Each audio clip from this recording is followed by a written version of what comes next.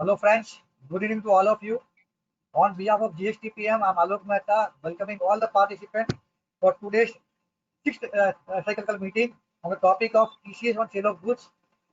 Before that, I would make one announcement that our GSTPM has filed a writ in Bombay High Court for the extension of the 9C audit, GST audit, for the benefit of all members. And the court has, hearing was took place, and our counsel has argued very well. And the court has given the next date on 27th of this particular month, October, to send the government to give the reply on that. And hopefully, we are positive that our extension is going to come. And for that, I think we should thank our LNR team, Advocate Ratan Samal sir, my convener Aditya Sute, Parth Bareka, President Raj Shah, and all team GSTPM and all association who have supported us. Now coming to today's topic, I think very hot topic, very burning topic, TCS on sale of goods. And for that, we have none other than CA Ketan Vajani ji, who are masterly on this topic, and we have invited today to share his thought in front of all of you so that we get the benefit out of that. I also recognize my president here, Raj Shah, on this platform, and also thankful to IT committee convener Srimati Hidal Shah for his support. And Ketan bhai, thank you so much for accepting our invitation for this topic. Now, without wasting much time, I hand over the chair to Hidal Shah. Thank you. Thank you so much. We welcome you all. And I would like to introduce today's eminent speaker, none other than we have CA Ketan Bhai Vajani. His areas of practice are various. He is into consultancy, tax advisory, and litigation in direct taxes. He is regularly appearing before the ITAT, CITA, CIT in direct tax matters.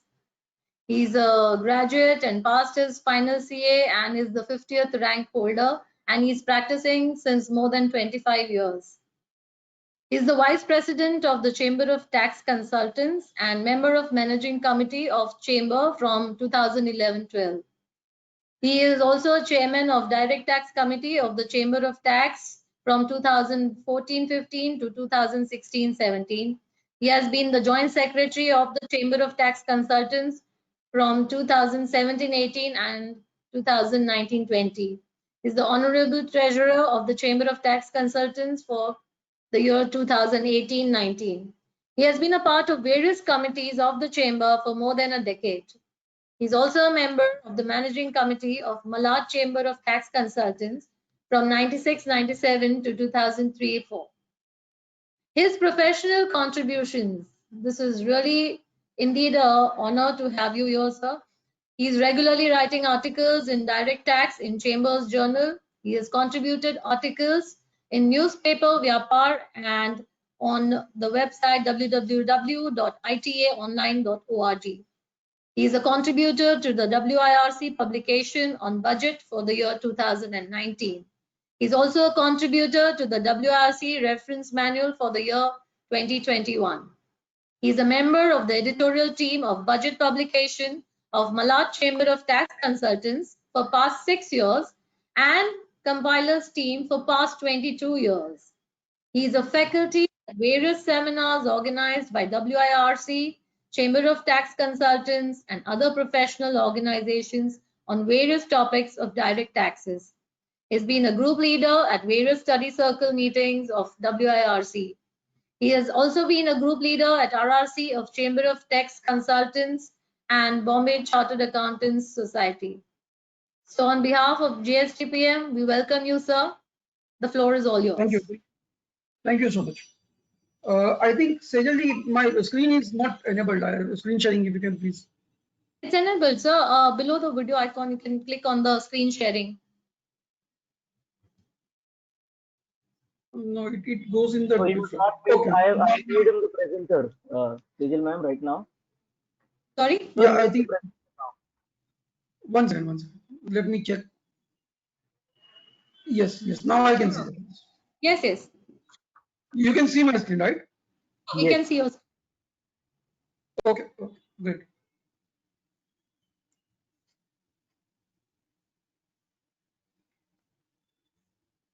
So good evening, everyone.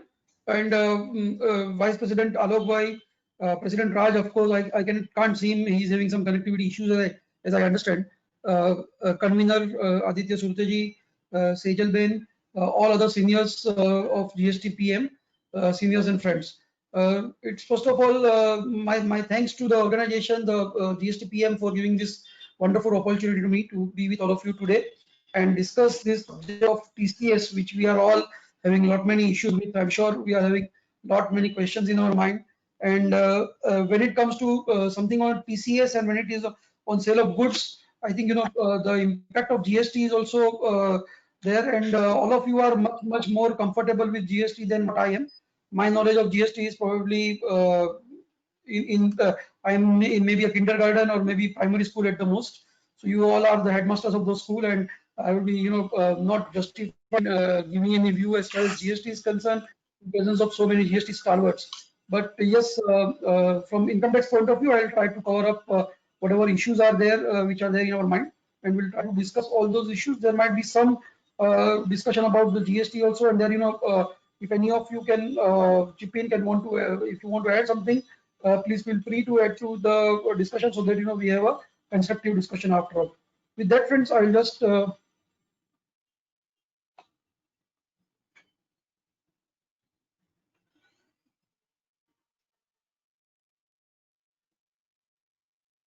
yeah, my screen is visible, right? Yes, yes. Yes, sir. Okay, great. So friends, coming to the topic proper, the TCS on sale of goods. Today's discussion, we are going to be a TCS on sale of goods, section 206C1H. Now, as far as TDS and TCS, these two subjects are concerned, it is always a darling subject for the government. And this is the most convenient way of collection of taxes by the government, as we normally understand. The simple way, and it is because of the government does not have to incur much of cost. It is basically completely cost effective, and also the burden is on the assessees primarily to collect taxes, pay taxes, etc. Therefore, the government is always fond of enhancing the scope of TDS and TCS. And year after year, we have seen many provisions on these two fronts, TDS and TCS. Some of the provisions in this current year finance bill 2020, which is of course thereafter enacted as a Finance Act 2020, has also got few such provisions. And when we see some of the provisions, we feel that the classical theory of TDS and TCS, which we have understood for so many years, is now under question. And many a times, I'm referring to one particular section, TDS under section 194N. Now that is a section, of course, it is not our subject, but just a cursory remark which I would like to leave you with that thought, is that basically TDS is something a tax on income, but when it comes to section 194N, I am told that TDS will be applicable under that section on the cash which I withdraw from my bank account. Now the question comes up whether it is my income first and foremost, and therefore whether the government is justified in collecting that type of TDS, etc. Several other issues emerge, but I think those are mainly into direct taxes, and since we are focusing on some different subject today, I will not venture into that, and I will not spend more time on that subject. But suffice to say that at times these provisions are enacted in such a fashion that they violate the basic canons of taxation. They violate the basic boundaries which are set out as such as a classical theory. But then as we say that the law has to keep on evolving, and therefore we have this type of provisions. Whether constitutionally valid, not valid, those things will be discussed in years to come.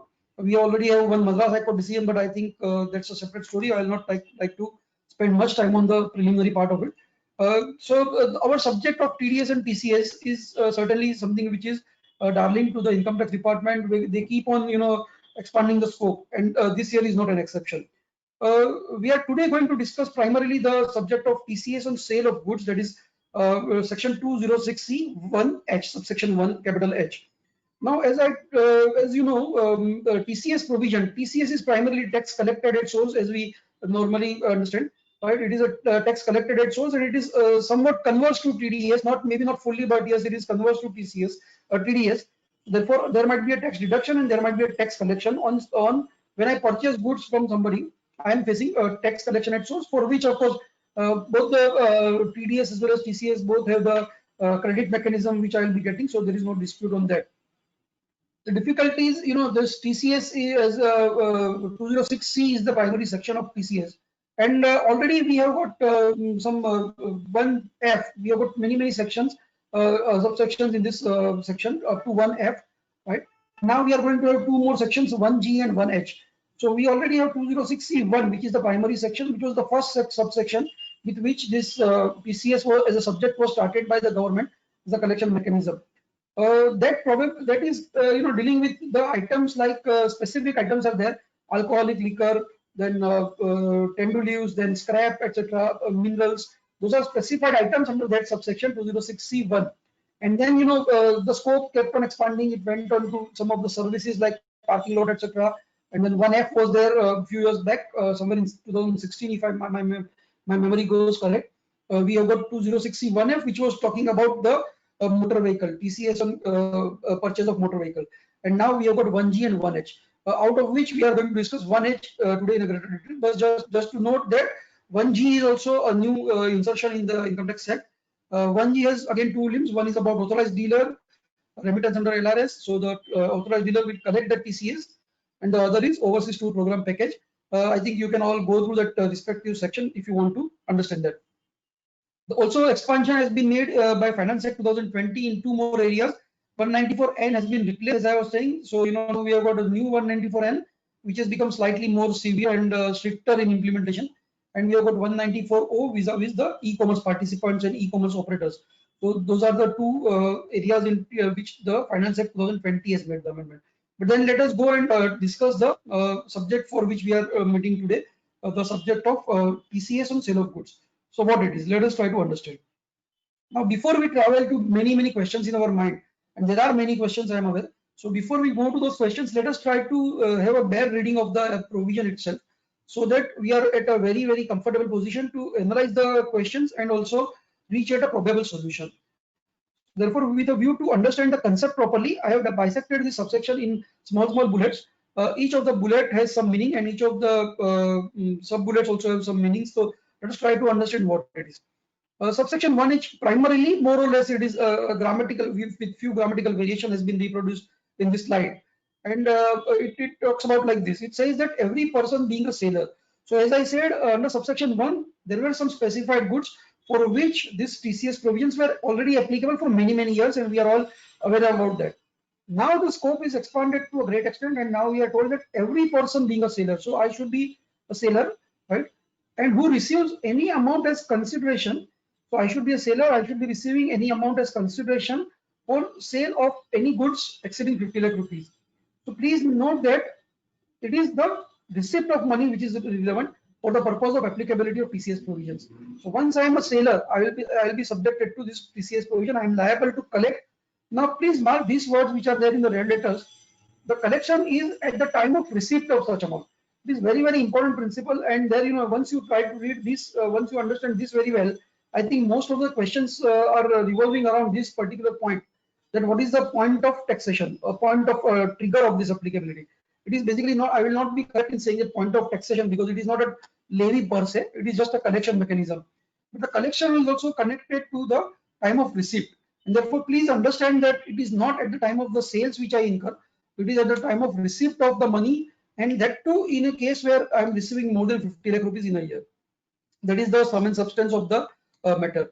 The rates are of course there. TCS is to be collected at a very small rate, 0.1%. Of course, it is a small rate, and of course, due to COVID, in this situation of COVID, we are aware that many relaxations have been given in implementation of various rates, and therefore we have, instead of 0.1%, we are now having 3/4 rate, that is 0.075% till 31st March 21. Come 1st April 21, the rates will again go back to the original rate of 0.1%. So TCS is to be collected at 0.1% of sale consideration exceeding 50 lakhs. So it has to be applied only on the excess over and above 50 lakhs. So if at all I am collecting 60 lakh rupees from my customer in a year, then the TCS will be applicable only vis-a-vis 10 lakh and not the entire 60 lakhs. That is the important point which one is to understand.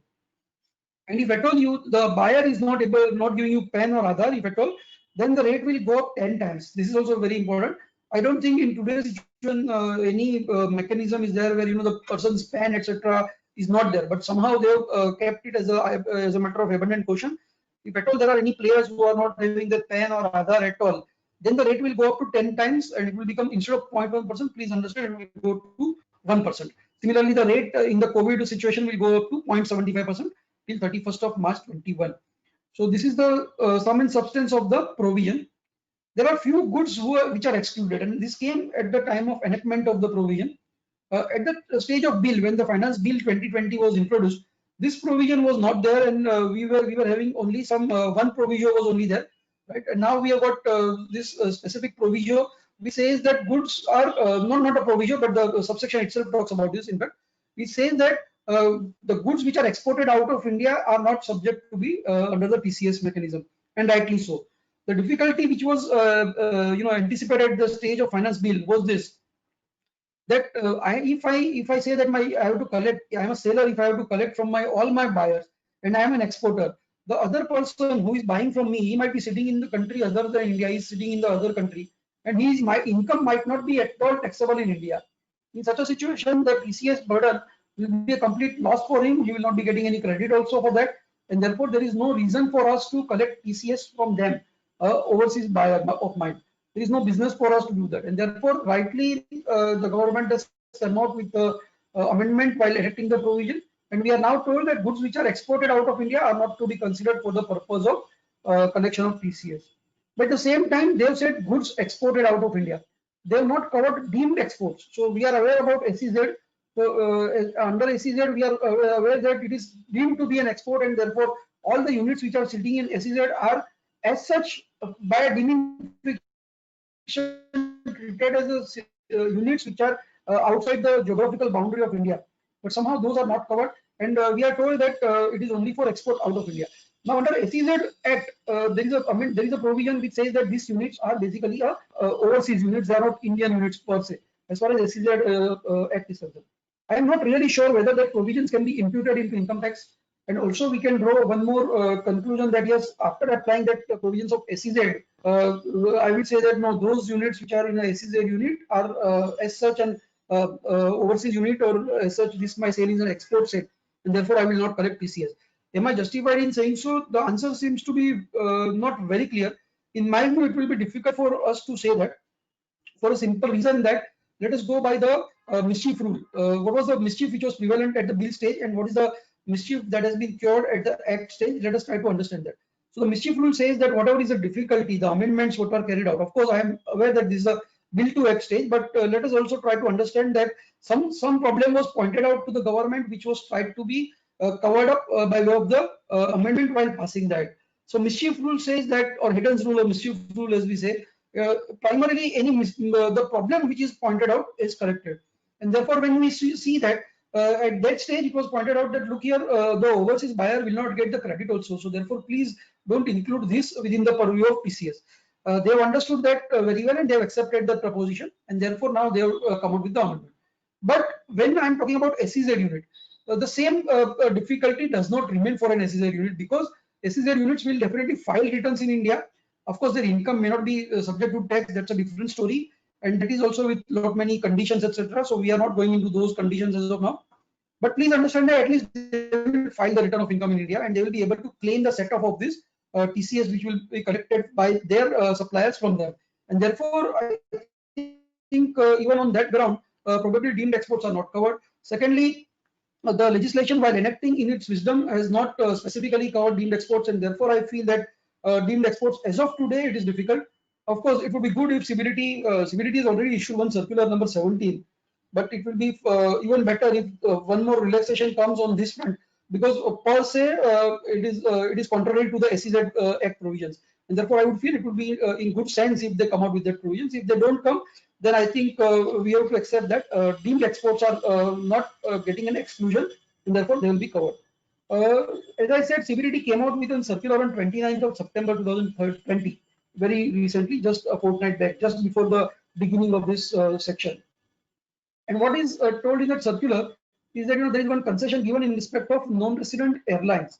So if at all any non-resident airlines, say for example Delta Airlines, which gets its flights refueled at the Mumbai airport, then in that situation we are told that the fuel supplied to such airlines will not be considered as considered for the purpose of this, and it will be out of the purview of TCS, for the simple reason that they are not having actually any establishment in India. They may not be having any income tax return, etc., to be filed in India. The same logic which is given for exports.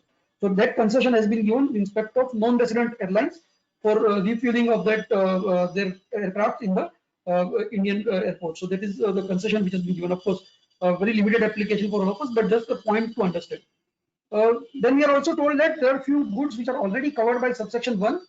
As I said, a few specific goods, alcohol for human consumption, scrap, tender leaves, etc. Those are the specific goods which are covered under subsection 1.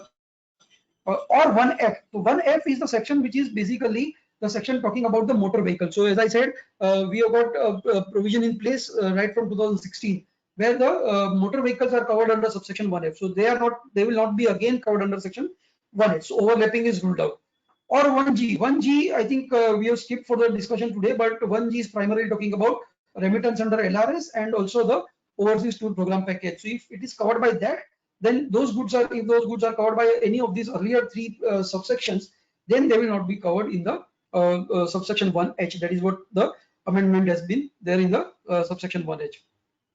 We are also told that there will be no TCS in a case where the buyer is liable to deduct TDS and has actually deducted what it is. So, the only example, the best example which comes to our mind is probably the works contract. So if at all there is a works contract and the buyer of the goods has deducted TDS under section 194C as a payment to contractor. In such a situation, we are told that we will not be collecting, will not be required to collect, the seller will not be required to collect TCS from such a buyer. The purpose here is very simple, that they want to have some sort of trail. They basically want to have some trail, some understanding that you should not go out of the eyesight of the government, and therefore, if at all by mechanism of TDS that you are already within the sight of the government, then they don't want you to further do this TCS collection. That is the message actually. In fact, in one of the press conference after the finance bill was presented at that time in February, the finance minister said that yes, our primary purpose is to have a trail on the transactions between those players which are big players and still not offering that. To what extent it may be a correct proposition, that is for us to debate, and we may just explore our mind, but let us park it there. Let us, for the purpose of our discussion, understand that this is the primary purpose is to have a trade, and therefore TDS, whenever TDS is deducted, TCS is not required to be collected. The common example, as I said, is 194C. Then there are few buyers who are excluded specifically from the application of this subsection. And which are those buyers? Those buyers are basically importers. So for example, if I am making some import from an overseas country, I am importing from China or Japan some goods, then in such a situation, if this was not there, this was also at the time of enactment of the act, it was done. At the bill stage, this was also not there.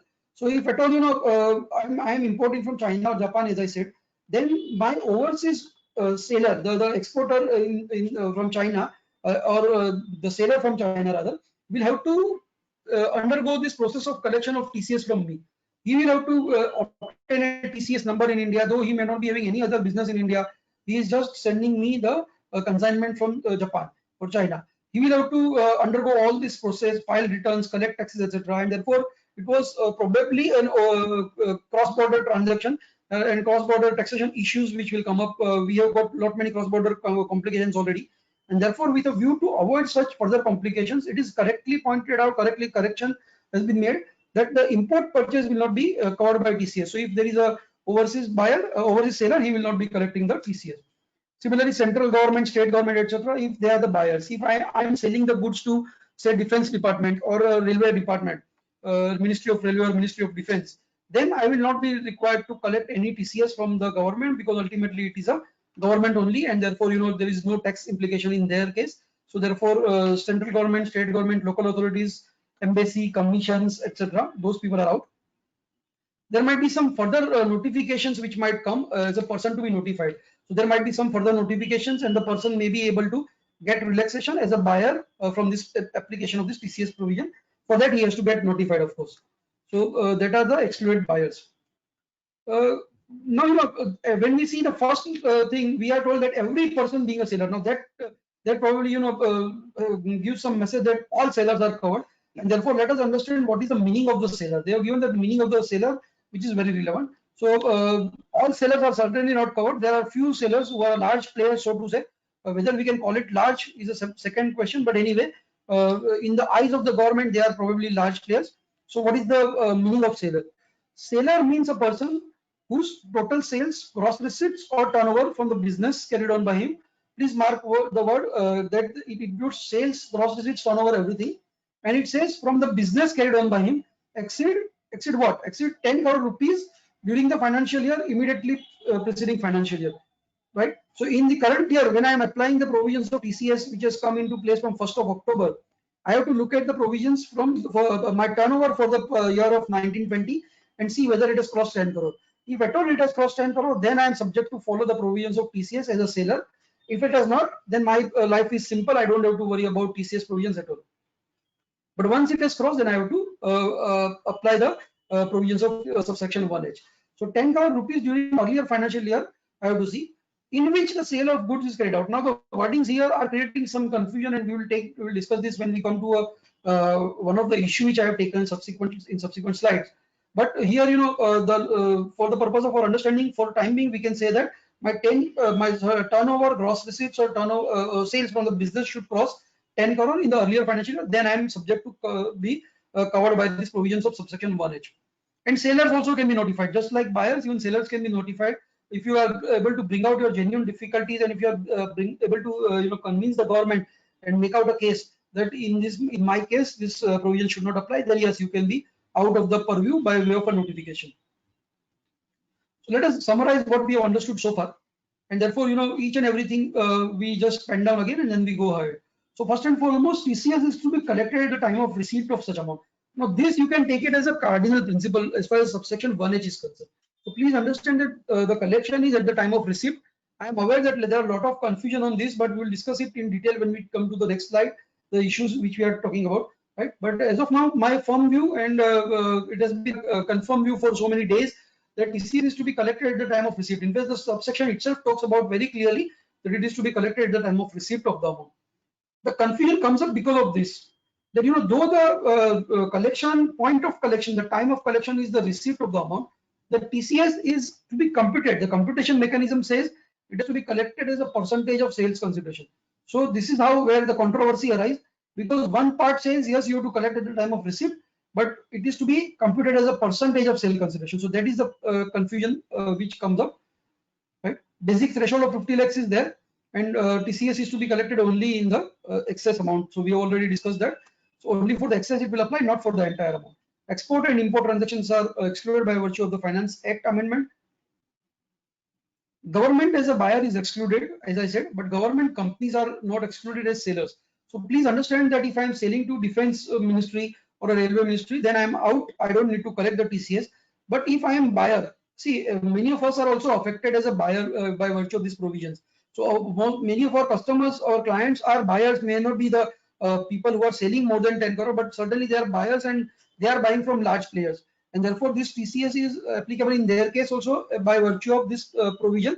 So they will be the person actually who will be suffering this TCS, and they will be claiming the TCS credit. So I was saying about government companies. So please understand that the government companies are not excluded as sellers. And therefore, if at all I am buying some goods from ONGC or HPCL, BPCL, anything like that, then in such a situation, those are government companies. They will still collect TCS from our clients who are buying from them, and the other credit mechanism will follow thereafter. It is applicable where sales turnover, etc., exceeds 10 crore in the immediate preceding financial year. So the small players are not covered. Only the larger players who are having turnover of more than 10 crores are covered. Now today's term, 10 crore, whether it is a large player is a question, but I think let us park it there. Yes. Lower collection certificate is not possible. We are aware that there are not many provisions under the Income Tax Act where you can apply to your assessing officer for lower deduction under TDS and also lower collection under TCS.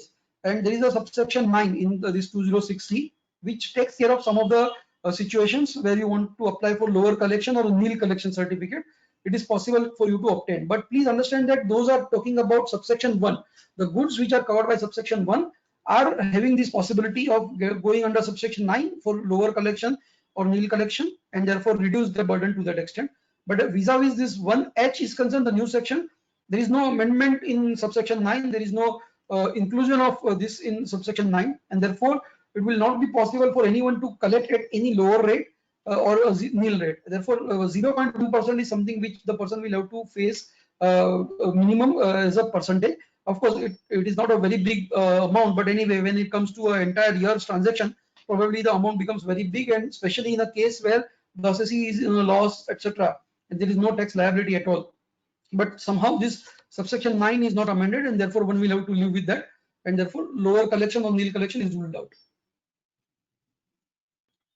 If TDS is deducted by buyer, we have again discussed that TCS does not apply, so availability of trail, etc., right? It will not be applicable in such a situation. 194C is the example which we have taken.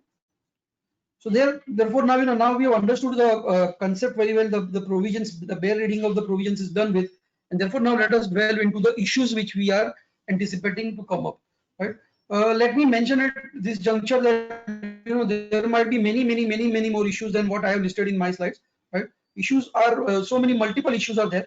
What I have done is I have tried to apply my thoughts, and whenever I thought there is some possibility of discussion, I have put up those issues.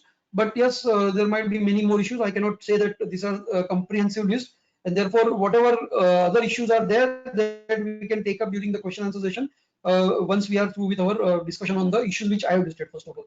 So let us look at the issues. The first and foremost issue comes up is this, that whether TCS is required to be collected in a situation where now see this provision has come with effect from 1st of October 2020, right? Now, do I need to also collect the TCS in respect of the sales which I have made in the current financial year, in the first half of the year?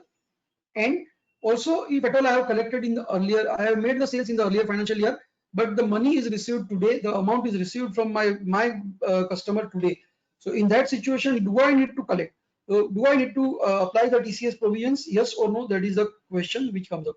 And I think the way the section has been drafted, it is completely linked. As I said, you can take it as a cardinal principle, that the principle is that the TCS provisions will apply at the time of receipt of the money, and therefore it is completely immaterial as to the sales has been made in financial year 1920 or financial year 2021, the first half of the financial year, or even in the earlier financial year. So it might be a 5-year-old sale and we are receiving money today, though we may not like it, but as a matter of fact, we will have to collect the TCS on that, and we will have to abide by the principles, and we will have to follow all the procedure: collect, pay, file returns, issue certificates, etc., so on and so forth. Right? So even for the earlier financial year, circular also makes it clear. Circular number 17, which has been issued on 29th of September, clears this.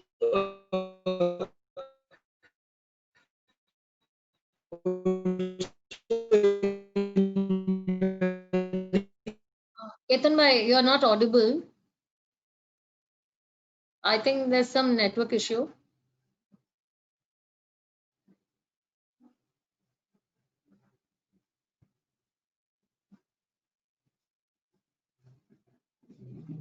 Yeah, we'll just wait. He will be connected.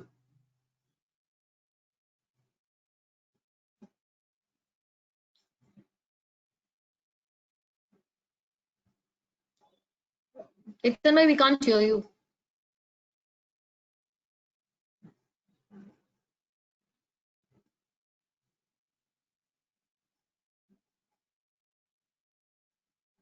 I think he will resume it soon.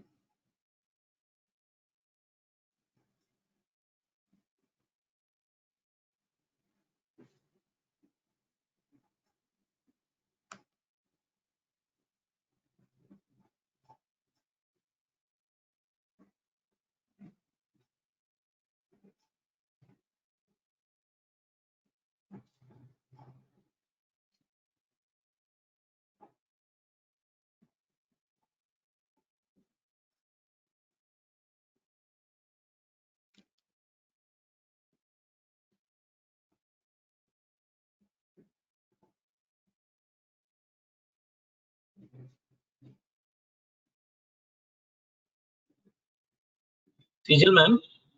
Yes. Yeah, I just spoke with Ketan bhai. Yeah. He's trying to reconnect using another connection.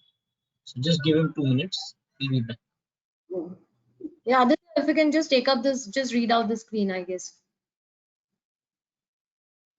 I think, madam, better that let the speaker come back. Okay, okay, no, we should not no take issue. his presentation. Yeah. Yeah, he's there. He'll be there.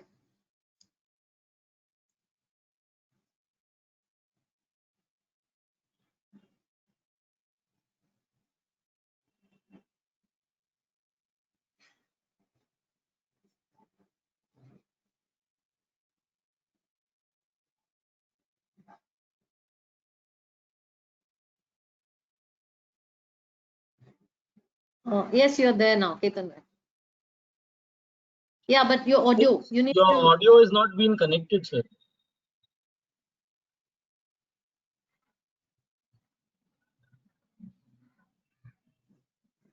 Yes. Hello, Aditya, can you hear me? Yes, yes, sir. Okay, great. First of all, my apologies for this problem. No problem, sir. No problem. We can hear you now. Yeah, just once. Yeah. Now I think you can see my screen also, right? Yes, we can. Okay, great. Sorry. So this is the problem of technology. But anyway, let us live with that. As I was saying, I think I was discussing about the TCS required to be collected prior to for the sales made prior to the section coming into place. So 1st October, this section has come into place, and we are talking about the sales made in the earlier period, the first half of the year, or maybe the earlier financial year. So please understand that even if we don't like it, for all earlier financial years also this section will get triggered, and therefore though the section is not retrospective per se, but it is certainly retroactive, and therefore all those sales will be covered. Yeah, as I was saying, press release has been issued on 30th of September, and 29th of September we had this circular, and on 30th of September there was one more press release by the CBDT which was with the purpose to give some explanation vis-a-vis the provisions of the section as well as the circular which has come on the just earlier day. And what they are saying? They are saying that the purpose of implementing this scheme on the basis of the receipt, the subsection on the basis of receipt, is primarily to have a simplicity. They are saying that look here, it is possible that the assessee might be receiving a consolidated payment for various other earlier bills, and therefore it will be very difficult for an assessee to maintain the records, etc. And therefore, with a view to have simplicity, we have made the scheme in such a fashion. So they are defending their scheme in a fashion which is probably not digestible to us. It could have been very easily possible for an assessee to have a track of what sales were made earlier to the 1st October and what sales are made post 1st October, etc. But somehow they are trying to explain us that yes, it is for our simplicity that they are bringing this type of provision. So let us not worry about that. Whatever they are saying, we will have to we park the issue of that reasoning doesn't apply to our mind. The reasoning doesn't sound that good to our mind. But anyway, that is how we have to accept that as a matter of fact. So that is what about the collection TCS in respect of the sales made earlier. Now that second question which comes up is that what will be the position when because this question will be relevant only for the current financial year first of all. Why? Because there is a threshold of 50 lakh rupees. We are told that in a financial year, if we are receiving 50 lakh rupees or more from our customer, then in such a situation we will be required to follow this TCS provision. Will required to collect the TCS from our buyers.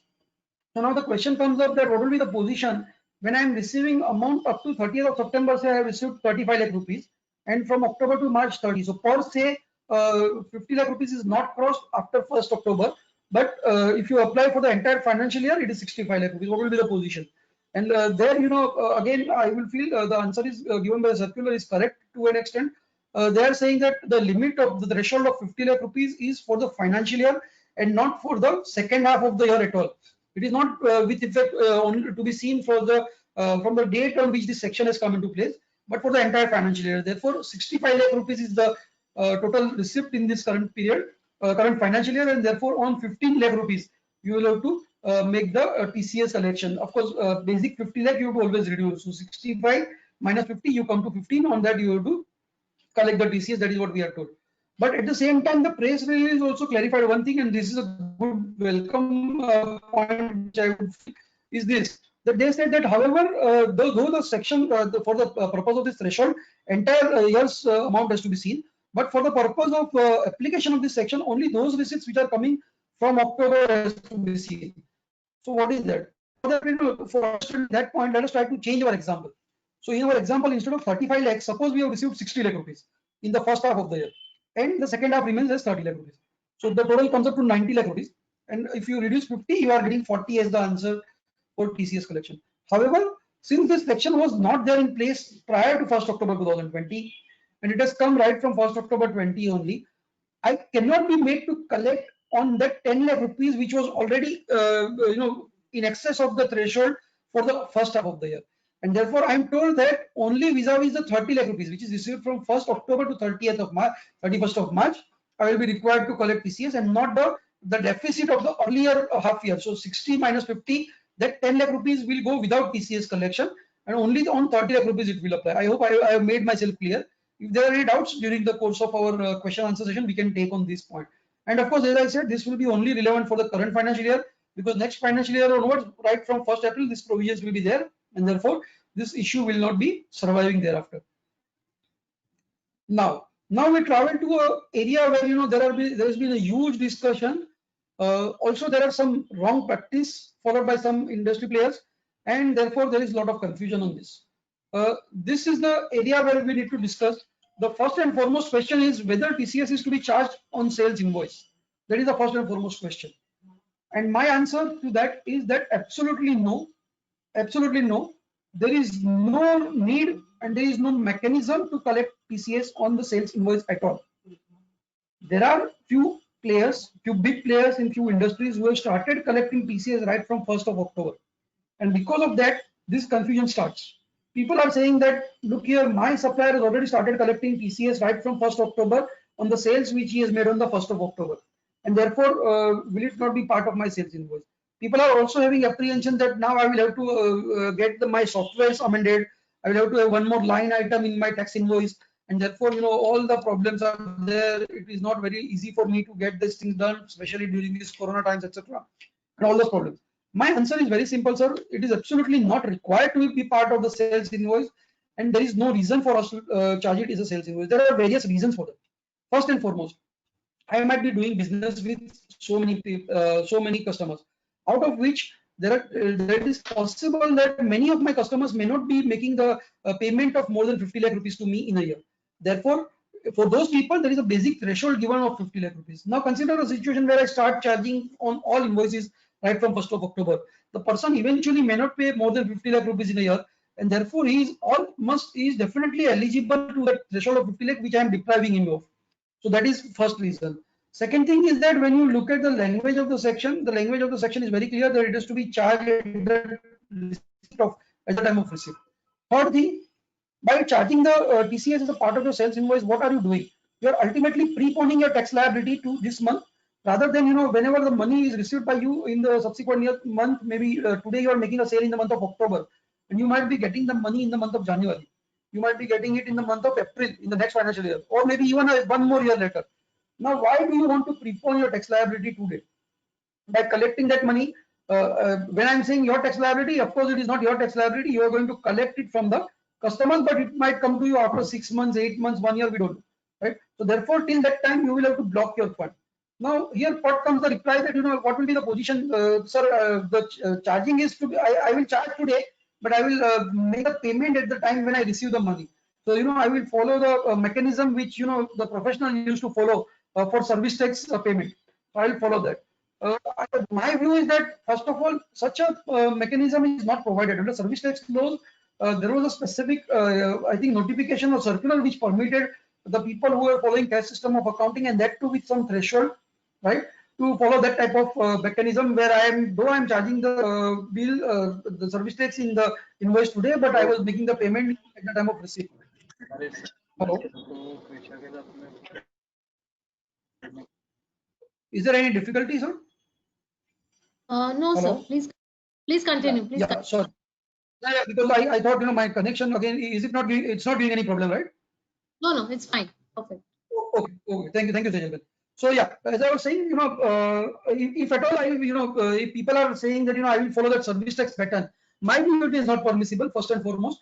And second thing, it will be very difficult for you also to maintain that type of record, because under service tax also we have seen that whenever we used to have this type of situation where the bill was raised today and the money was to come after 1 year or 2 years, that time we had to maintain that type of details as to the payment has come for which invoice and all those things. So therefore also it is not correct. And on first principles, the section also does not require you. Therefore, my suggestion is please don't charge on the sales invoice at all. That is my first humble submission to all the participants here. There is the confusion also multiplied because many of the large players have started collecting. So people say that अरे नहीं वो कर रहा है फिर हम क्यों नहीं करेंगे और हम उसको हमको तो देना पड़ेगा. Now he might be following a wrong advice. If something is wrong, something wrong being done by a big player, do you want that just because some big player is doing something, it becomes right. I would feel no. And my humble submission is that certainly it is not required, and it is not permissible also for you to collect on a basis of sales invoice. Now, ultimately in a business world, might is right. So he might be having lot many situations where he is in a position to dominate on you, and therefore he is doing it, and you don't have any other supplier for that particular item. You will go to him only, despite the fact that you don't like this practice. You will have to go to him. But consider your client's case where he'll be dealing with some players where that client will be in a commanding position. So he will say, no, मैं तो दूंगा नहीं, ये क्या लगा रखा है. So these are the problems which are likely to come up if you follow the wrong practice of charging it in the sale invoice. In my view, it is absolutely not required, and therefore please avoid that. Please guide your client in the correct fashion, that no, at the time of receipt. Then the question comes on, okay, if not as a part of the sales invoice, then how do I collect it? That is the question. And there the answer is that you need to keep a track on all your data, all your customers, and whenever in the financial year 50 lakh is crossed, thereafter you start charging on the subsequent receipts which you receive from your customers. You might raise a debit note for that, and the debit note you can raise for each transaction if you want, or maybe if you don't want to do that each transaction, then maybe on a monthly basis you can raise a debit note and collect. So for example, in the first month the collection crosses 50 lakh, and the total figure as of that day, say in the month of October, total figure collection is 55 lakh. So on 5 lakh rupees you collect from the person, and thereafter every month you keep on collecting TCS at the end of the month after considering the amount which you collected during the month. So you can do it by way of a debit note. Now this debit notes which I'm talking about is basically a financial debit note, not a GST debit note, and therefore it will not be required to be uploaded on the GST portal, in my humble opinion. Of course, GST experts are here and they can have some different view. But in my humble opinion, this is just a financial debit note which has no connection with GST, and therefore you don't need to upload those in the GST portal whenever you are filing your GST returns. Those debit notes are basically for sales return, etc., purchase return, etc. Here you don't need to do that, and therefore you can just issue a financial debit note. Maybe if you want to have a better control, you can have a different series altogether, saying debit note number 001 TCS. You can name it TCS in between 001 TCS 2021, etc. And therefore you follow this pattern. That is my suggestion. The next question is whether TCS is to be collected on the GST portion. Now the question is, say for example, my invoice is of 1 lakh rupees. There is a 18% GST on that, so 1,18,000. So do I need to collect TCS on 118, or do I need to collect on 1 lakh rupees? That is the question. The answer, if you apply the provision strictly and legally interpretation, the answer is that yes, you need to apply only on the 1 lakh, not on the GST portion. Why? Because we are told that TCS is to be computed as a percentage of the sales consideration, and you have to collect on that basis only as a percentage of sales consideration. In my humble opinion, this GST is not a sales consideration at all. It is a statutory levy, and definitely it is not having any profit element. I'm not going to have any profit out of GST, and therefore it is not my collection per se of the sales consideration. Therefore, technically, legally, very correctly speaking, you are not required to collect. Of course, circular number 17 says, this circular which has been issued on 29th of September, this circular says that GST is part of a turnover for the purpose of TCS. I really fail to understand how it can be part of turnover for the purpose of TCS, but they have said that. Having said the legal view, also let us come to the practical aspect of it. In reality, in practice, it will so happen that you might be dealing with the customer, and in a year you might be having 100 bills, 200 bills, or even more. And therefore, when you receive the money, as I said, our TCS is having the trigger point at the stage of receipt. And therefore, whenever I receive the money, actually, as a matter of fact, I might receive a consolidated figure, I might receive a lump sum figure, and so on and so forth. So therefore, it will be actually very difficult for me to carve out that GST, which is embedded in the amount of receipt which I'm having. If I'm receiving a lump sum payment, and if there are multiple bills, and each bill also have different rates of GST, right? Different items have different rates of GST. Then in such a situation, it will be a Herculean task for me to carve out the GST. And all these exercise I will do for what? Only for the purpose of saving 0.1% of that GST portion, which may not be substantial, right? And ultimately the person is anyway going to get credit. Therefore, though I am having a very firm legal view that GST should not be included, but as a matter of practice, as a matter of practical solution, you can include even on GST, so that all those Herculean tasks of calculation, all your complex Excel sheets you can avoid if you want to avoid that. And if you at all you are having a situation that yes, I want to contest this matter, then yes, GST legal view is not to be included according to me. Though the circular says circular may be binding on the department, it is certainly not binding on the assessee. Therefore, I can very well say that forget your circular, I will not care for that circular and I will go by the legal view. That is the TCS on GST. Now, whether GST is to be collected on TCS. Now, see, first and foremost, that will be only relevant only in a case where a person decides, despite of our discussion here, that no, I will continue what my big players in the market are doing, and I will continue to charge on sales invoice. I will not go by the receipt theory. I will not go on issuing debit, etc. I will charge on sales invoice despite of our discussion here. And therefore, if he wants to collect it as a part of a sales invoice at all, then in such a situation, whether further GST is to be levied on TCS, so 1 lakh rupees is invoice and then TCS 0.1%, and that on that 0.1% also GST is to be levied or not levied. Of course, this is more of a GST question, but I think since we are discussing everything together, let us do it. So my view is, GST is not to be added on this, and I'm relying on these two circulars of CBIC. Now I'm talking about CBIC circular, not CBDT circular, right? There is of course one CBDT circular in relation to TDS, but that is a different story. The relaxation has been given vis-a-vis the collection of TDS on the GST portion. That circular is of course known to everybody, nothing new in that. But when we talk about this particular aspect on TCS, CBIC circular number 76 of 50, this was talking about the goods which are prescribed in subsection 1, the scrap, etc., the human alcohol for human consumption, etc., the specific goods which are there in the subsection 1. For those, this circular was dealing. At the first blush, on CBIC took a view on 31st of December that no, taxable value for the purpose of GST is inclusive of TCS. So the valuation, they said no, add TCS and then levy GST. That was the view which was taken on 31st of December 2018 vis-a-vis those goods, because at that time this subsection was not there. So it was not a general item, the TCS on sale of goods, the specific items which we already had at that time. So this was the view taken by the CBIC. But thereafter, there was a discussion between two boards, CBIC as well as CBDT, and the good sense prevailed. And ultimately, CBDT was able to convince to CBIC that look here, ultimately, TCS is not a tax on goods, but it is just an interim levy, and therefore it should not be covered for the purpose of levy of GST. And therefore, they have issued one corrigendum on 7th of March 2019, correcting their earlier circular of 31st December 18. And then in that circular, they said that no, it will not be required to be collected. The GST will not be required to be collected on the TCS portion of the invoice. And therefore, if at all you are following that practice, on that also still GST is not required to be collected following this two circulars. Yes, I am aware that this is under subsection 1, but the logic, the ratio is same, and therefore the same analogy can apply to subsection 1H as well, in my view. Okay, the next question is, what will be position if there is a no sale in this current year? As we said, even the earlier sales will be covered. So there is no sales in the current financial year, but I am receiving from the earlier balance. Can I be said to be a seller first of all? Because the TCS is to be collected by seller. Now this is the area where the drafting, the mechanism has been put in place without applying many thoughts actually. So in a loose way, many things are happening in this country, and this is one of them.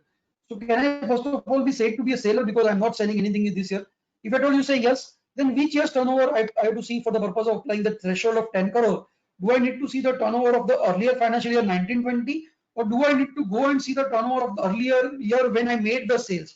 Why I'm having this question in mind, that is the confusion which will come up. Why I'm having at all this question? And therefore, when you read the definition of seller, which was there on slide number 6 of my slide, my handout, okay. Seller means a person whose total sales, gross receipts or turnover from the business carried on by him exceed 10 crore rupees, etc. during the financial year immediately preceding financial year in which the sale of goods is carried out. Here in our example, there is no sale in this current year, and therefore, strictly by the language of the subsection, I may say that look here, this 10 crore should not be seen for 1920.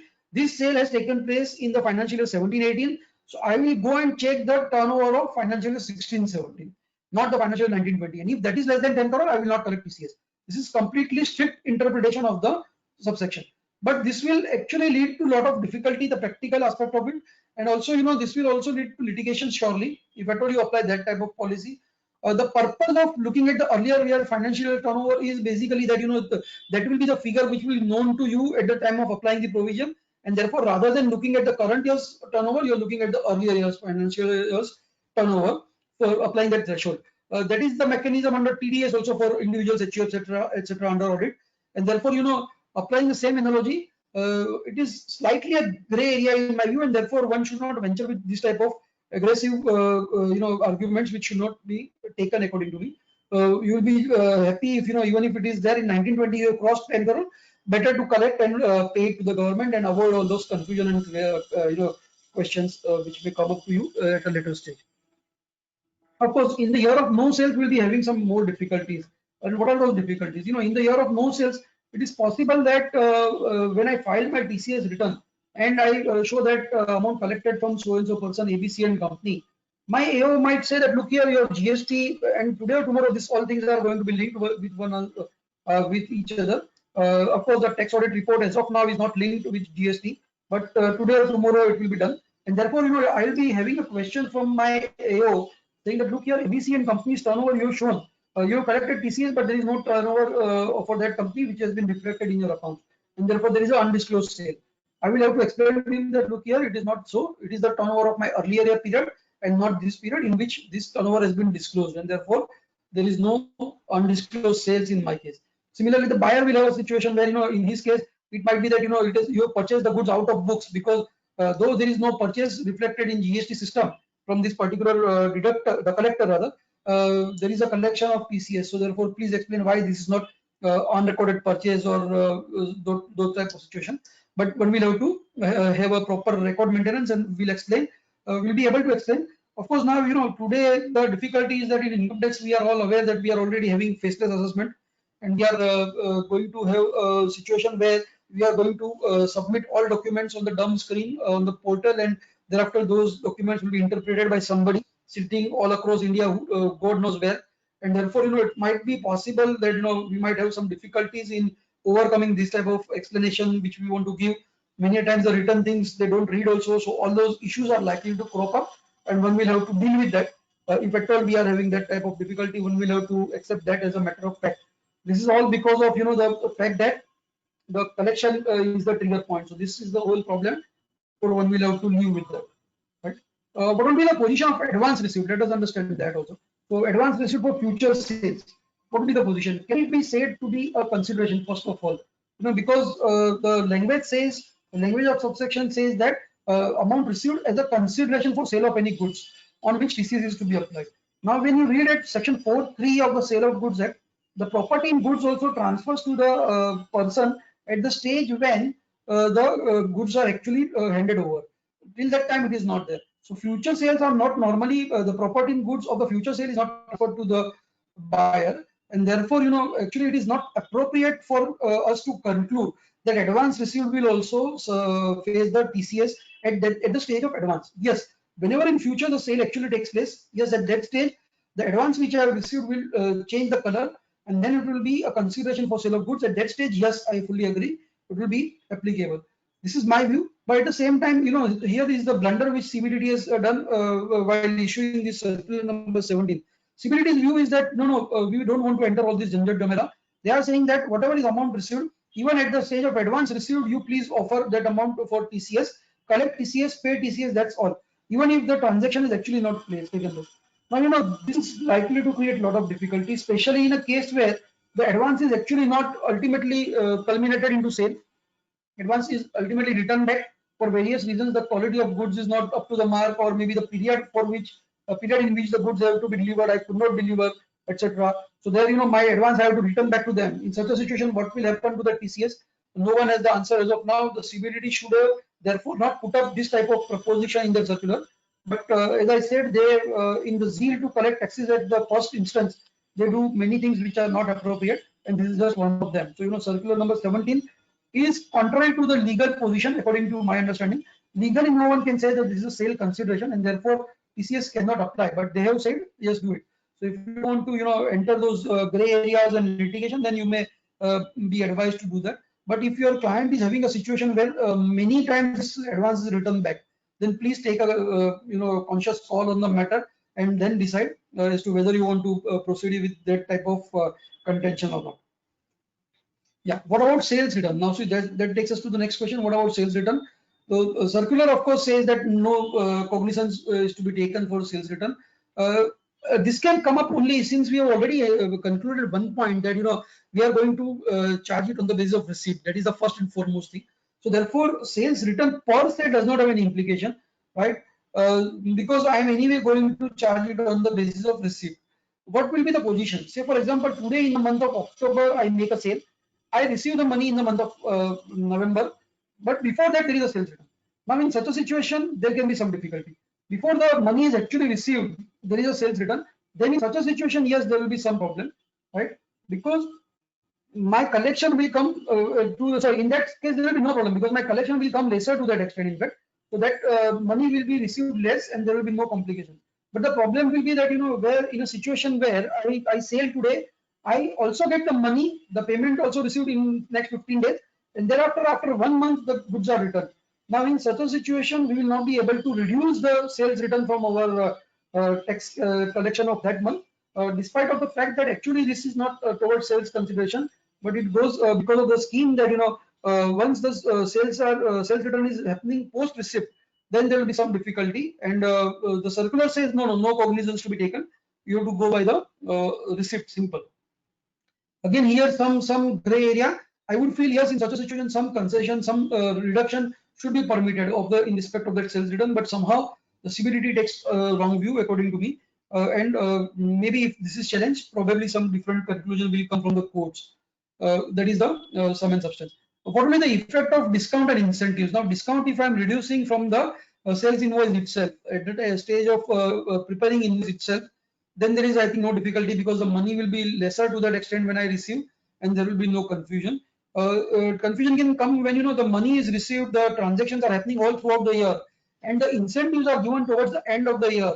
At the end of the year, if the person reaches some particular level of target business and he gets some incentive, then in such a situation, unfortunately, there is no mechanism where you will be able to reduce that money, the incentive which you are going to give it to your customer. There is no mechanism for you to reduce, and therefore one will have to accept that in such a situation also you will have to collect on the entire amount without reducing that incentive. What about interest on delayed payment? Because interest on delayed payment is also very common, right? In business, if the person does not make the payment on time, he has to pay me interest. Now, whether TCS will be collected on that interest portion also, the answer, one of the person says that okay, 194A will be applicable, sir. Actually, you don't need to go 194A also. Even if it is less than 194A or whatever, for whatever reason, the person has not deducted TDS under 194A. Even that, this is not an amount received for the consideration for sale of goods. Please understand. This is amount received for delayed payment, and therefore it is not a consideration for sale of goods, and therefore there is no need to apply TCS on the interest portion.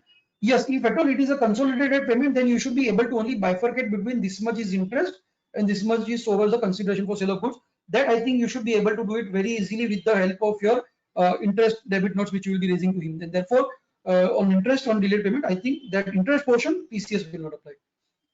The next question which we should understand is this: that I'm supposed to look at my turnover of the earlier year to decide first of all whether I'm liable to collect or not. That is the first and foremost the starting point. And therefore, to decide that 10 crore whether GST is to be added in my turnover or not, whether the turnover should be seen with GST or just the net amount and not the without not with GST. What is the way? I would feel it depends largely on the method of accounting which the person follows for the purpose of preparation of his financial statements. If at all for the purpose of financial statements, the method followed is an inclusive method, that is inclusive of GST, then it will be very difficult for the person to turn back and say that no, now I want to carve out the GST portion of it and just see the net portion of it. It will be very difficult for him. But yes, if you are following an exclusive method of accounting whereby your GST is directly part to a GST liability account and you are only recording net sales in your trading profit and loss account, then in such a situation you are definitely well within your right to say that look here, GST is not to be added separately. So it is not to be added. At the same time, if you are following inclusive method, it cannot be carved out separately. That is what my view is. As regards exclusive method, yes, there are under Income Tax Act, we are having provisions under Section 145A, which requires me to include everything in a statement, at least in a reconciliation statement. I'm required to include the taxes in my sales, purchase, and stock, etc. but those are working for some specific reasons, some specific provisions. Those provisions of adding those taxes under section 145A cannot be imputed when I am reading 206C1H, and therefore, in my view, in such a situation, you don't need to add separately. And as I said, if you are inclusive system, you cannot carve out also. So please go by whatever you are following as a method of accounting for all the years together. That will be deciding the fact. That will be the deciding factor.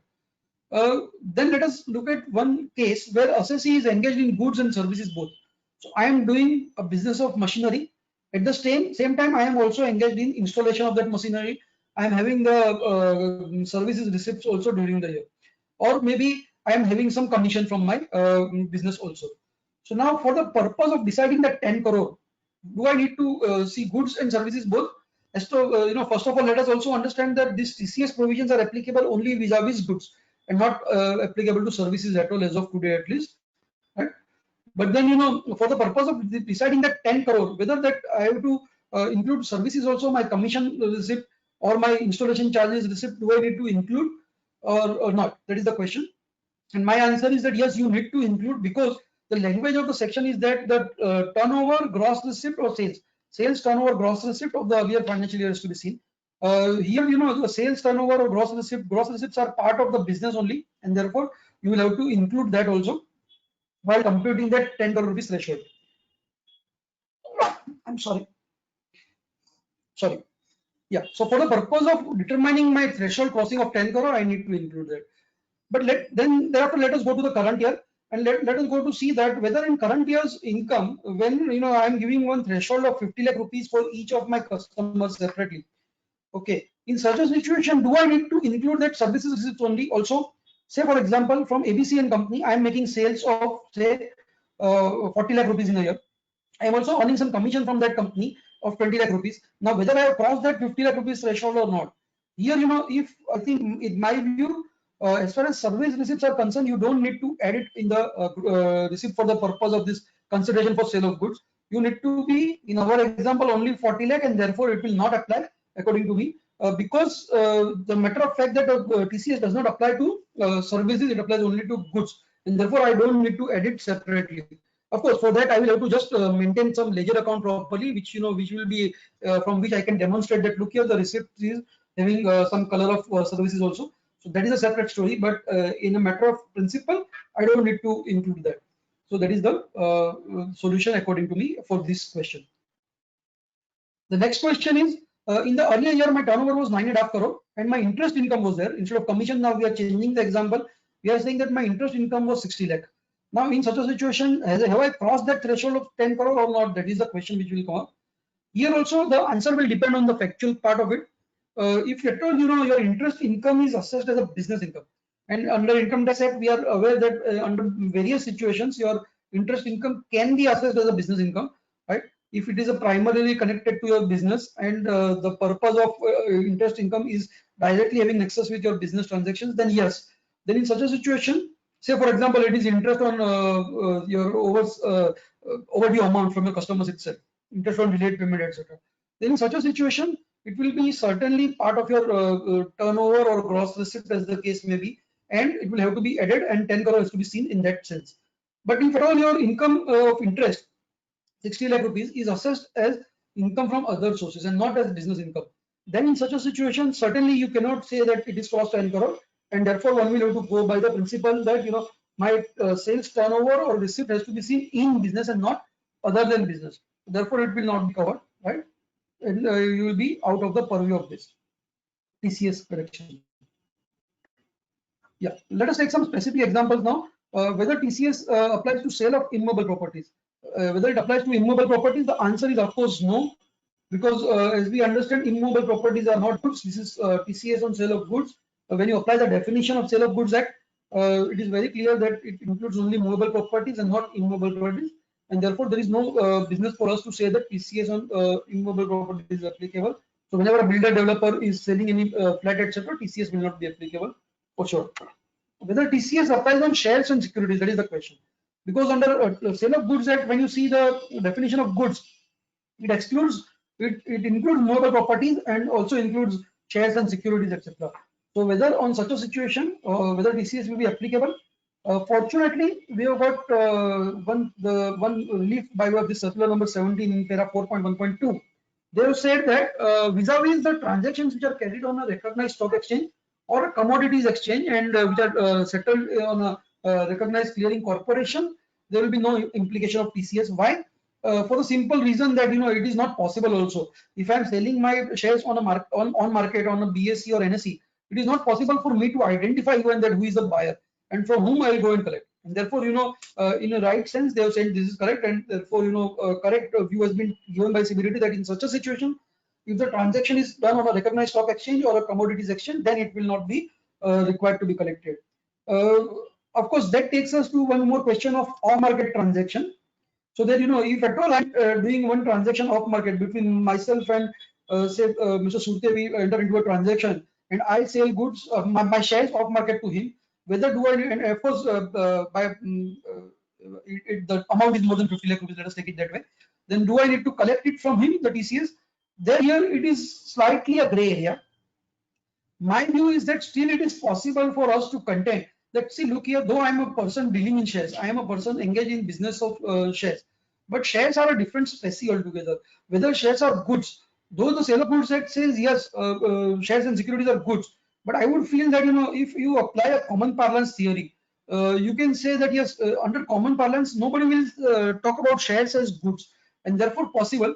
But equally strong view, probably even stronger view, is that no, because sale of goods says that no, it is a part of sales, it is a goods. Therefore, probably I have a weaker case to argue in that fashion, and therefore my view is that as of today, this is a gray area.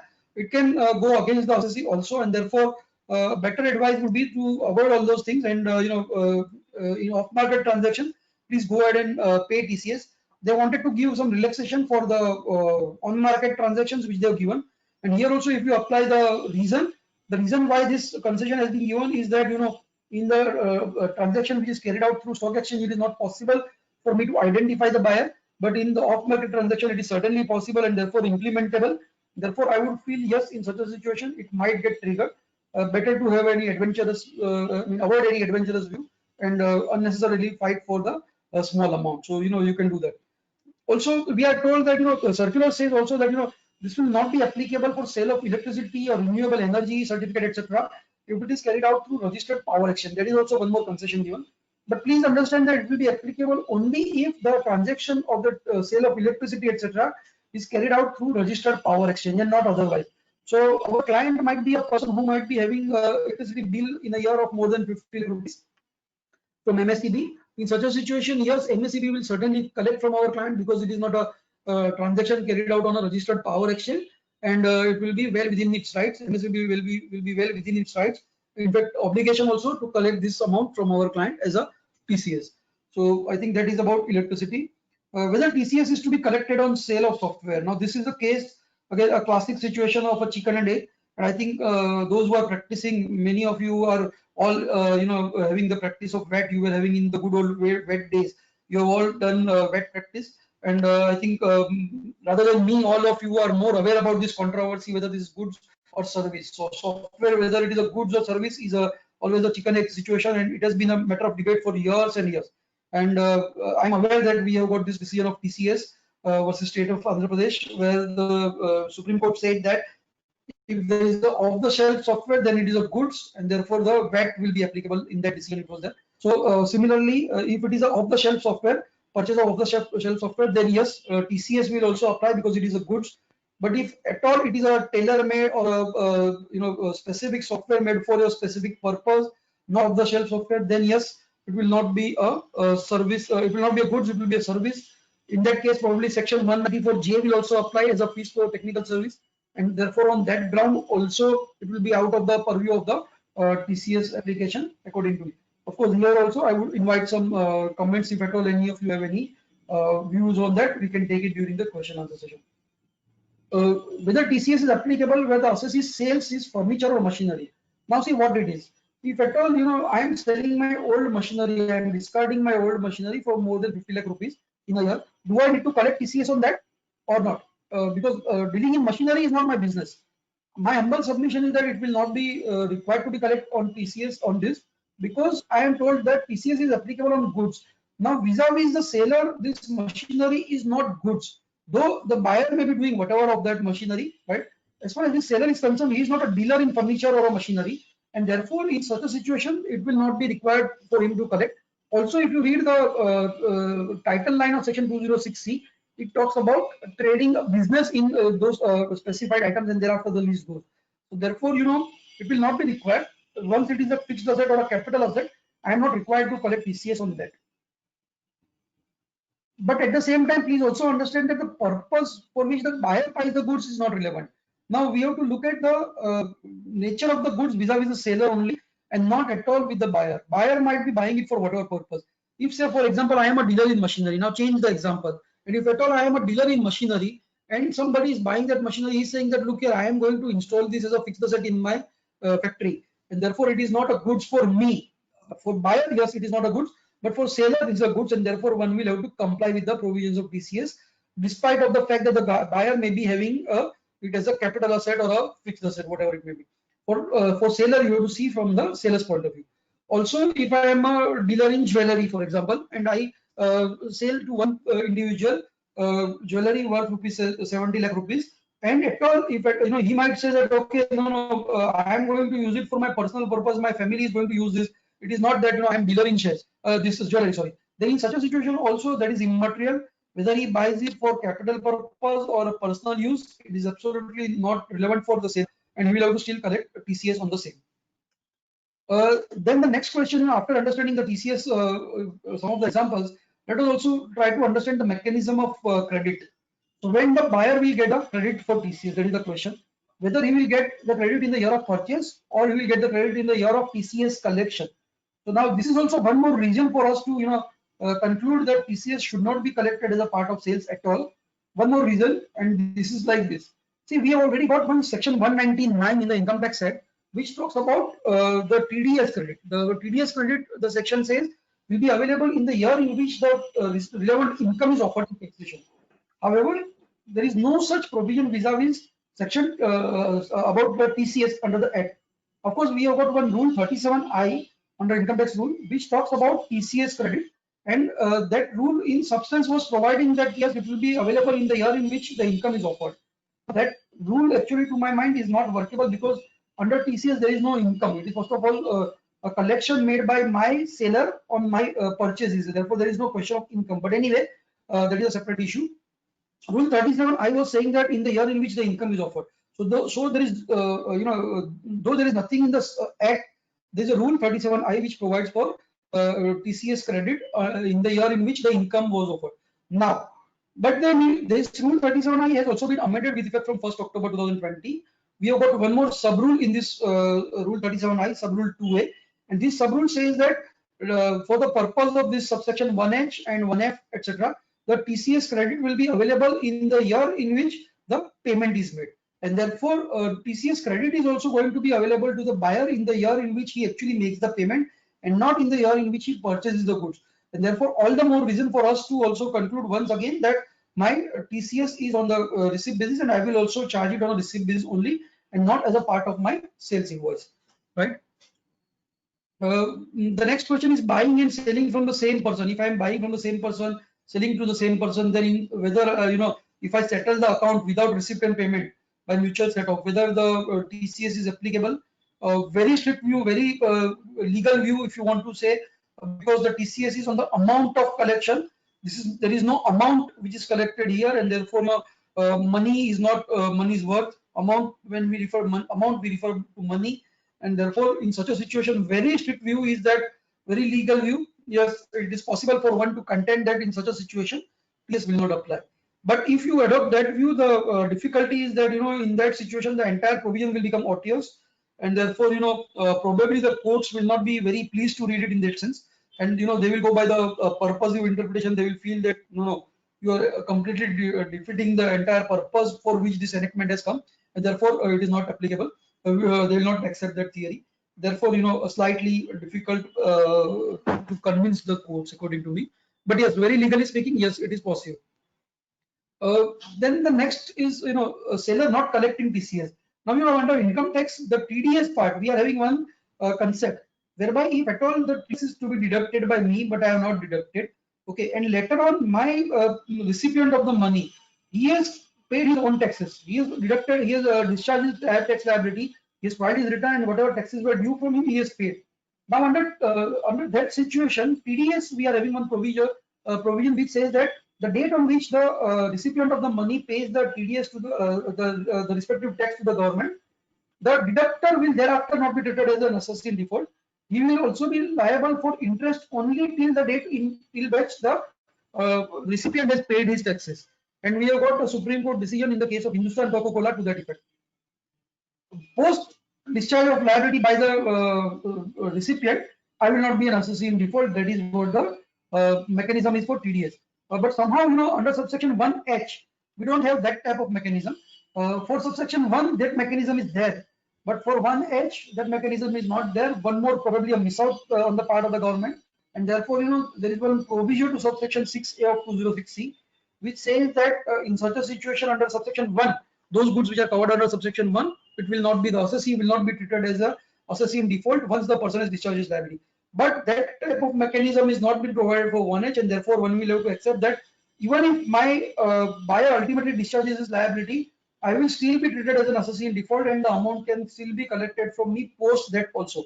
This is a huge risk which probably one will have to understand and take care of it. Yeah, that takes us to one, one area where again CBDT has goofed up and CBDT has crossed all boundaries. This is about subsection 1F and 1H. As I said, 1F is something talking about the TCS on motor vehicle, the purchase of motor vehicle, a motor car. If I purchase, then the TCS under 1F is applicable. Now, actually, it was no business for CBDT to disturb the concept of 1F while they were giving some clarification for 1H. But somehow they did that, and they recognize that overlapping. There is an overlapping between subsection 1F vis-a-vis sale of motor car and 1H vis-a-vis sale of goods. Therefore, they said 1F is applicable for sale to consumers, but 1H is applicable for receipts from debtors. So far, so good. This is talking sense. But thereafter, they said TCS under 1H is applicable if it is not subjected to 1F. Now, this is a problematic area. In the earlier slide, we have seen that the goods which are out are those goods which are covered under subsection 1 or 1F or 1G. Those goods are out. Now, they are saying that if at all it is not covered under 1F, then you are covered under 1H. So, what it is? So, say for example, if at all the person is selling a motor vehicle and the cost of that motor, the transaction value is less than 10 lakh rupees. If I am buying something from say Sai Services, right? When I am buying that under 1F, Sai Services will not collect TCS from me. Why? Because Sai Services will not collect because 1F has the threshold of 10 lakh rupees. So if at all I buy a car for rupees 8 lakh rupees, it will not be covered under 1F. Therefore, now because of subsection 1H, they are saying that look here, since it is not covered under 1F, Sai Services is under an obligation to collect TCS from me under 1H, if not under 1F. And this is where it is something problematic thing. They have to appreciate that the language of the section says that the goods which are prescribed. It doesn't talk about the transactions which are out of 1F. It says goods which are under 1F. It doesn't talk about the transaction. So for 1F applicability, right, there is no requirement of 10 lakh rupees. Up to 10 lakh rupees, there is no collection required. And therefore, however, the goods, the motor vehicle is covered by 1F. And therefore, that should not come under 1H, very strictly speaking. But here they say, no, it will be applicable. They say in case of sale to consumers for motor vehicle, each less than 10 lakh rupees. So, for example, if at all, I am, of course, 8 lakh rupees example, we have to change. Because, if I am a company, as a company, I am buying, say, 6 cars from Sai Services of 9 lakh rupees. So, 9 6 are 54. Right? In such a situation, because it will be more than 50 lakh, they are saying 1H will be applicable. To my mind, absolutely wrong. But they have done this by way of circular. I would feel that this part of the circular deserves to be read down, and probably the courts will not read it in that sense, if at all the courts are having that as a question before them at any given point of time. And then they say that for sale to consumer, 1H will not apply if it is covered under 1F. So you have to evaluate under both the subsections that they are saying. As I said, it is legally not permissible, but somehow they have taken this stand. With that, I think we have dealt with all the issues which came to my mind. Let us just try to sum up and understand the situation, under the different situations and applicability. So in the first 2 columns, I'm talking about sales. and the second two columns the receipts, and thereafter what is the amount which will be subjected to TCS, etc. So first column I'm purposefully putting that that sales. I'm just highlighting the issue that even that sales might be sales of the earlier financial also. But when it comes to receipt, the third and fourth column, I am saying that yes, it will be first half of the financial year, current financial year, and the second half. So let us take the example now. First example, 15 lakh, 45 lakh, right? So my sales is 60 lakh rupees. I'm receiving 10 plus 39, so 49 I'm receiving. In such a situation, because though my sale is 60 lakh rupees, I am receiving 49 lakh rupees only in the current financial year. I have not crossed the threshold of 50 lakh, and therefore, in such a situation, though the seller's turnover might be 100 crore or whatever, I am not breaching that 50 lakh rupees threshold, and therefore it will not be applicable. TCS will not apply. That is a very simple theory. The next example is 60 plus 30. So my sale is 90 and I am receiving 55 plus 35. So therefore, in the second example, yes, I am receiving 90 and I have to reduce my 50. Once I reduce that 50, the figure comes to 40. But as we have taken in the earlier example, because it will be applicable only vis-a-vis the receipts post 1st October, therefore 35 lakh. I think the same example we have taken in that earlier slide also. The table and the earlier slide are the same. And therefore, in such a situation, it will be on 35 lakh rupees. Please note that receipt is more than 50 lakh rupees, but applicable only on from amount from 1st October. Therefore, on 30 lakh rupees. The third example is my sales is 60 and 30, and in the first half year I have received advance 25 lakh rupees and total receipt for 85 lakh rupees. So therefore, advance was already received of 25 lakh rupees, and in the second half I am receiving just 10,000 rupees. This figure could have been 1,000 or even 100. So even if it is 10,000 or 1,000 or 100, because my threshold of 50 lakh is already crossed in the earlier half of the year, therefore on whatever amount I receive post October, I will be liable to collect TCS on the same, right? And it will be applicable. It will be sales post 1st October 2010 is less than 50 lakh will not be relevant first. The next example, my sales is 64 lakh and in the post period, second half of the year it is nil. I'm receiving 10 and 54. So I'm against this, I'm receiving 54. So though it is pertaining to the earlier half of the year or maybe earlier financial year, I am receiving now, and therefore 14 lakhs will be the amount on which I will have to collect TCS. There is absolutely zero sales post 1st October 2020 in this example, but that will be completely irrelevant part. Will still be required to collect on 14 lakh rupees. I'm sorry. Then let us take the example is 30 lakh rupees and 55 lakh rupees is the sale. In the first half, I didn't receive anything and I'm receiving 35 lakh rupees now in the second half. Again, here I'm not breaching the 50 lakh rupees threshold and therefore it will not be required to be collected. It is absolutely irrelevant that in the second half of the year, my sale is 55 lakh rupees. See, I am going always by the principle that it is connected to the receipt and not to the sale. Therefore, again, if I start charging as a part of my sales invoice, then here it will be, if that policy is followed, then I am charging it here and I am subject to TCS. But correct principle, legal principle is that in such a situation, though my sales post 1st October is less than 50, is more than 50 lakh, I am not supposed to collect because my receipts are not crossing it. The last example which I thought is this. I have not received, I have not made any sales in the earlier period, in this period, but in somewhere February 21, say for example, I am receiving 55 lakh rupees as an advance. Now, therefore, according to me, as per my view, it is not covered by the, it is not a consideration for sale of goods, and therefore no TCS is required to be collected. However, as I pointed out earlier, the circular 17 says that yes, in such a situation, it will be applicable on 5 lakh rupees. To that extent, I think there is a mistake in the circular. CBDT has not envisaged this, right? Therefore, if you follow the circular, it will be on 5 lakh rupees. But if you follow the correct legal principle, the section, then yes, nothing is covered as a consideration for sale of goods, and therefore it will not be required. I think with that, I have finished all my issues which are there in my mind. And yes, I'm aware that we have overshoot the time, maybe because of some technical interruption also. But if the offers permit and if at all possible, then we can go for question answer if at all. Over to you, Alok. Thank you so much, Ketan. Yes. Yes. So any questions? Yeah.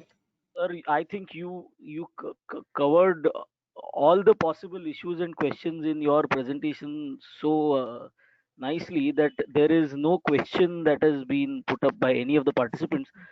We do have two Right, hands right. that have been raised. Sejal ma'am, can we unmute those two participants?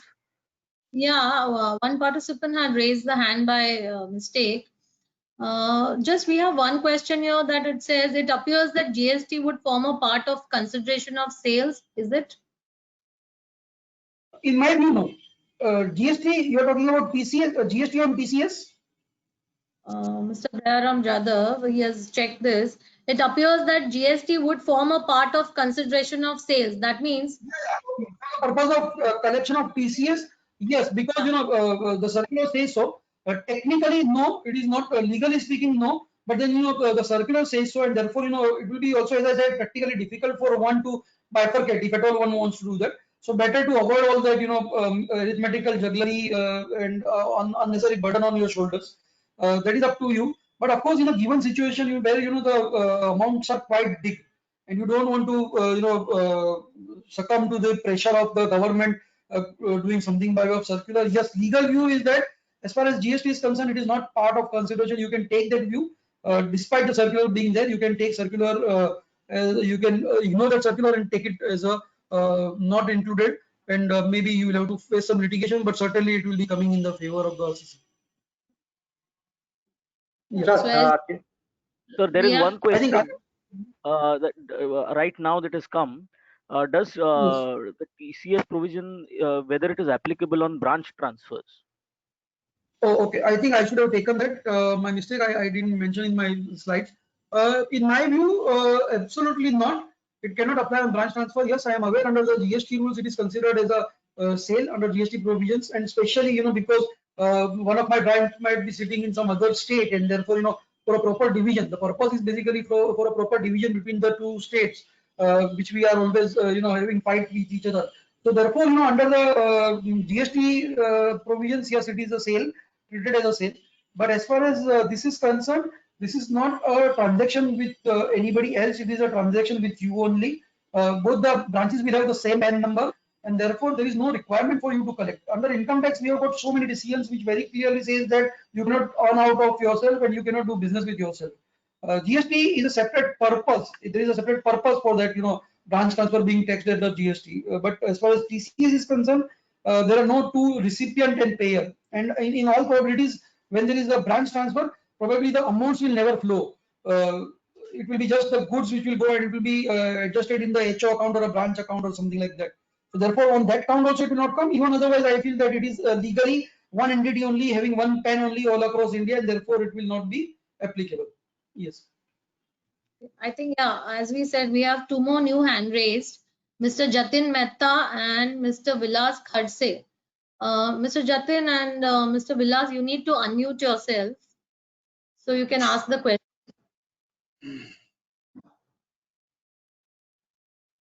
Yes, Mr. Jatin.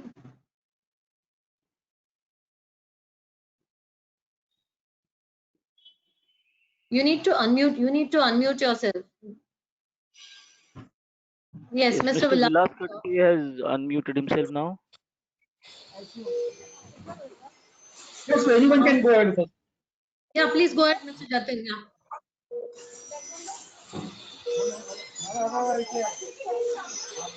We can't hear you.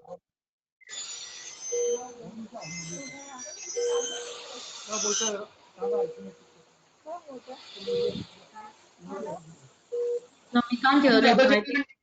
In the meantime, the other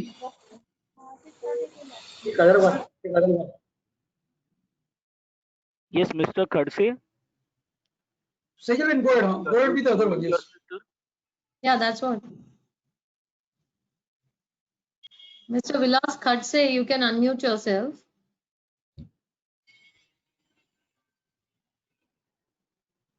Okay. Yeah, I think. Yeah. Maybe for He's not issues, able to whatever. do it or he's not here. Maybe, sir, you can type your question in the question box. Yeah, the chat box is better. Yes. Otherwise, ma'am, I think we can proceed. Yeah, I think. So before that, let me again express my sincere thanks to all of you for being here. Yeah. May I? Yeah. So just my sincere all of you for being a very patient audience, and allowing me to share all my thoughts on the subject.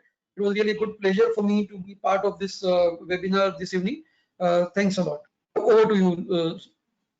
Yeah, or on behalf of GSTPM, Ketan bhai, thanks to you also, and we also thankful to all participants who have taken the knowledge from the Ketan Vajani sir.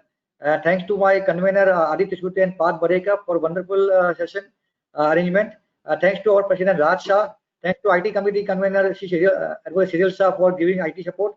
And thanks to my Treasurer Putlani Shah. Now I request Aditya Shuti to give well-deserved vote of thanks to Sri Ketan Vajani.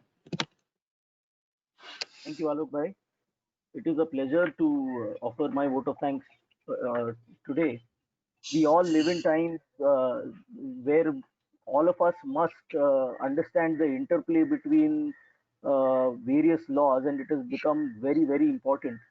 While most of our members are practicing GST, many of us have exposure to the Income Tax Act at some or the other level, at consultancy level or at audit level, and we need to advise our clients in that regard also.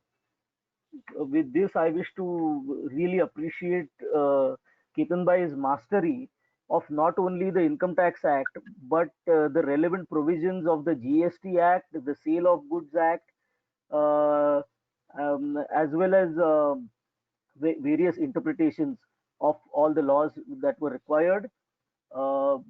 With regard to the flaws, certain flaws that you have pointed out, sir, in the circulars that may have been issued, I'm sure the Chamber of Tax Consultants must already have represented those and will continue to do so to the CBDT.